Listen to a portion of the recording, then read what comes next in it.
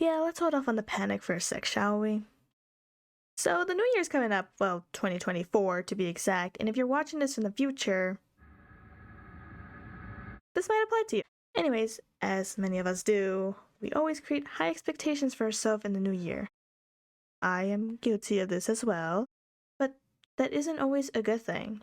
When we think about New Year's resolutions, it puts such high expectations on ourselves that the moment we stop doing something, we feel like we failed the entire year, especially when we just started. It's not like you get a grade and there's a big F on the calendar saying you failed. It just doesn't work like that. I am barely making this video in the last month of 2023, aka December, knowing very well that 2024 isn't as far as it seems. But something that has stuck with me this entire year has been there is never a perfect time to start something. That doesn't mean that I won't have any goals for this year or the next. Instead, I am not going to give myself a deadline or a restriction. I've learned that by eliminating those factors, your goals aren't met with the feeling of them being forced. Instead, you actually learn to enjoy them.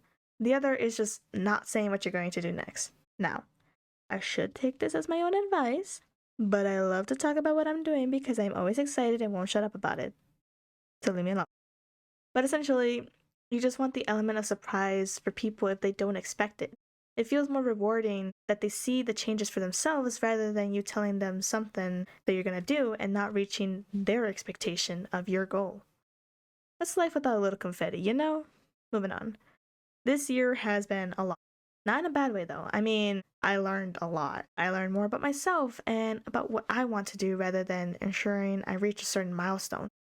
A few days ago, I looked at my planner and transferred any dates I wanted to keep for the new year and realized how fast it feels like time flew by. I was so surprised to remember most of the events that happened this year, and when I looked back, I also realized how much I accomplished this year. I had many goals about my health and content creating that weren't completed, but I did manage to start it. The hardest thing is to start after all, right? And the fact that I did just made me so proud of myself. That's when I took a second look and recognized the other things I accomplished outside of my vague and initial goals. I started to stream. I made a webcomic. I learned how to make VTuber models. I practiced dancing and animation. I made new friends. I even fixed a PC, with the help of a friend, of course. But I learned a lot and did a lot, and from that, I learned more about myself.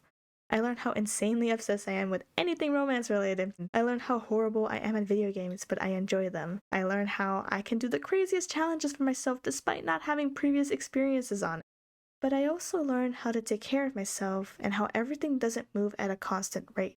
I read this book, you probably heard about it a million times, but it's called Atomic Habits by James Clear. He talks about how 1% of doing something each day will keep increasing as you get closer to your goal. Initially, there will be the doom of disappointment where your hard work doesn't give you the results you want in the short time frame because you expect it to be linear. However, once you get past it, you get even greater results than a linear path in a bit of a shorter time frame. That time is going to pass no matter what you do. It's what you choose to invest that time into that matters most. So why not just start it? I am scared. It's the most common phrase I heard myself say this entire year. Then comes the what ifs. What if it doesn't work out and people don't like what I make? What if I wait till I get money to buy something I need to get this started? What if I wait till tomorrow? No, what if I start next year? Those are the toxic questions that the human mind is always asking because of this immense fear we have. But instead of using that fear to control us, we have to use that fear to empower us. We have to learn to prove ourselves wrong. Many creators, artists, and so many more people have said countless times that the first step is not only the hardest, but it won't always be the best, and that is okay. If you're like me and want to make content and is also perfectionist on a lot of things, you find yourself not doing anything till it feels like it's too late. And yet here I am, trying to fulfill that final goal I have for the year and uploading something I am truly proud of and have taken time to make, but I am doing it for myself so that I can learn and improve.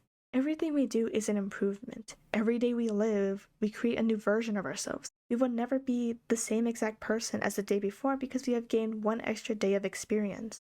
So when you make those New Year's resolutions or goals, think about what you have accomplished thus far and the person you were in the beginning of the year till now.